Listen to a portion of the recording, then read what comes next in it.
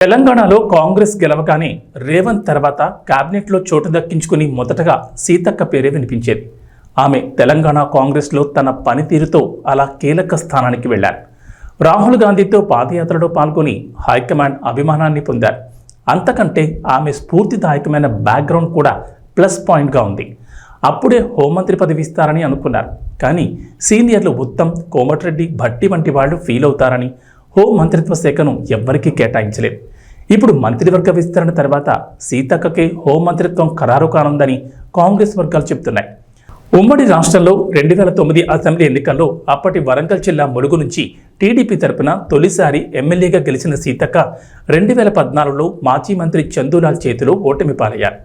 ఆ తర్వాత 2018, 2023 ఎన్నికల్లో అదే నియోజకవర్గం నుంచి వరుసగా గెలిచారు. అయితే 2014 తర్వాత రేవంత్తో కలిసి ఆమె కాంగ్రెస్లో చేరారు. ఈ క్రమంలో గెలుపోటములతో సంబంధం లేకుండా ప్రజలతో మమేకం కావడం అనేది ఆమెను కాంగ్రెస్ అధిష్టానం దృష్టిలో పడేలా చేసింది. ఎమ్మెల్యేగా, మంత్రిగా, ఆదిలాబాద్ జిల్లాకు ఇన్ఛార్జ్ మంత్రిగా సీతక్క తనకు అప్పగించిన బాధ్యతలను సమర్థవంతంగా పోషిస్తారనే పేరును తెచ్చుకున్నారు. విధానపరమైన అంశాల్లో ఇతర మంత్రులు తమ పరిధులు, పరిమితులు దాటి మాట్లాడుతున్నప్పటికీ సీతక్క మాత్రం వాటి జోలికెళ్లకుండా తనకు అప్పగించిన పనికే పరిమితమయ్యారు. వివాదాలు లేకుండా పనిచేస్తారన్న అభిప్రాయం ఉంది.